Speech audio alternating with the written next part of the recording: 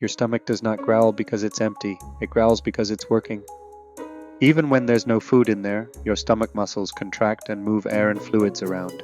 This process, called peristalsis, creates those rumbling sounds like a washing machine running on empty. And when you're hungry, the brain sends a signal to ramp up these contractions in case food is coming.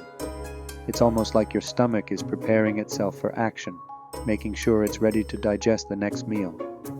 The term for this noise is borborygmus, straight out of ancient Greek.